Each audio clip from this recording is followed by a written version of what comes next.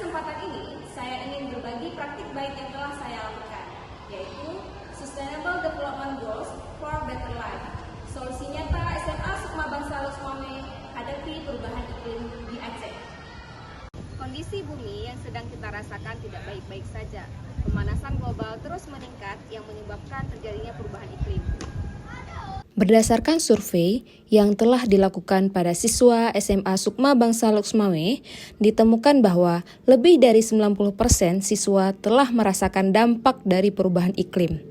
Akan tetapi, masih terdapat kesenjangan antara pemahaman tentang dampak perubahan iklim dengan tindakan nyata yang dilakukan. Sebagai contoh, masih ada 1 atau 2 siswa yang tidak membuang sampah pada tempatnya. Mereka belum sepenuhnya mengetahui bahwa tindakan mereka itu bagian dari perubahan iklim yang terjadi. Sampah ada di mana-mana. Berikut kondisi Waduk Pusong Loksmawe. Waduk tersebut juga menjadi salah satu tempat wisata yang paling dekat dengan SMA Sukma Bangsa Loksmawe. Namun, sayangnya, sejak tahun 2019, kondisi waduk menjadi sorotan publik karena banyaknya sampah plastik. Membuang sampah sembarangan adalah budaya yang harus dihilangkan. Sampah plastik dapat memberikan ancaman serius terhadap lingkungan dan membahayakan ekosistem, serta berdampak ke perubahan iklim. Assalamualaikum warahmatullahi wabarakatuh.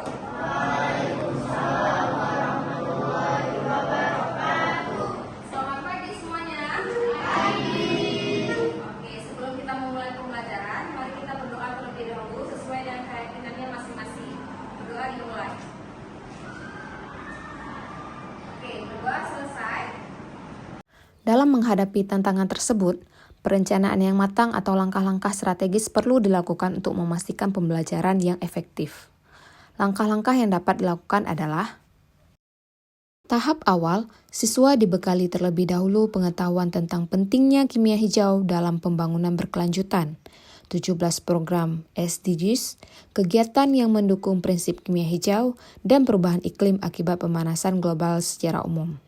Apa yang terpikirkan sama kalian ketika melihat gambar yang ditampilkan? Mulai dari sampah. Oke, mulai. Pencemaran air. Merawat dan menjaga lingkungan adalah tanggung jawab bersama sebagai makhluk hidup di bumi ini. Upaya melestarikan alam tidak hanya untuk memberikan manfaat bagi manusia, tetapi juga untuk seluruh makhluk hidup. Hal ini seperti yang tertuang dalam beberapa ayat Al-Quran. Yang pertama, surat Al-A'raf ayat 56. Yang kedua, surat Al-Baqarah ayat 205. Yang ketiga, surat Sad ayat 28. Dan yang terakhir, surah Ar-Rum ayat 41. Dalam konteks krisis lingkungan global yang semakin mendesak, pembelajaran kimia, materi kimia hijau menjadi semakin relevan. Integrasi pembelajaran berbasis proyek. Diskusi beberapa fenomena pemanasan global yang terjadi, mulai dari penyebab, dampak, hingga cara mengatasi pemanasan global. Pada tahap ini, siswa dituntun untuk berpikir kritis. Selanjutnya, siswa memberi inovasi langkah apa yang dapat dilakukan untuk meminimalkan pemanasan global dan mendukung program SDGs. Guru memberikan ruang untuk siswa agar berdiskusi tentang proyek yang akan dilaksanakan. Mereka dapat memilih melakukan penelitian, mengolah sesuatu dari bahan yang ramah lingkungan untuk menghasilkan produk, atau simulasi sederhana untuk menjelaskan proses pemanasan global. Ada 9 kelompok yang terbentuk dari 3 kelas 10. Kelas 10 Vancouver memilih untuk melakukan penelitian tentang Carbon Footprint Calculator atau kalkulator jejak karbon. Dengan penelitian ini, siswa dapat mengkalkulasi berapa jumlah emisi karbon dioksida atau CO2 yang dihasilkan oleh masing-masing individu, mengetahui secara langsung sumber apa saja yang dapat menghasilkan gas emisi CO2, dan dapat menganalisis langkah apa saja yang dapat dilakukan untuk meminimalkan gas emisi tersebut. Kelas 10 Salt Lake, mereka memilih membuat produk dari limbah atau sampah menjadi barang berguna. Kelompok pertama membuat paper bag dari pelepah pisang dengan tujuan memanfaatkan limbah organik dan menciptakan produk yang ramah lingkungan. Kelompok 2 membuat produk dari sampah organik dan anorganik. Untuk sampah organik, mereka membuat kompos padat dan cair menggunakan komposter. Kompos dihasilkan menggunakan sampah rumah tangga seperti sampah sayur, air beras, dan daun kering yang ada di lingkungan sekolah. Sedangkan sampah anorganik, mereka membuat lampu hias dari botol bekas. Kelompok 3 membuat kincir air.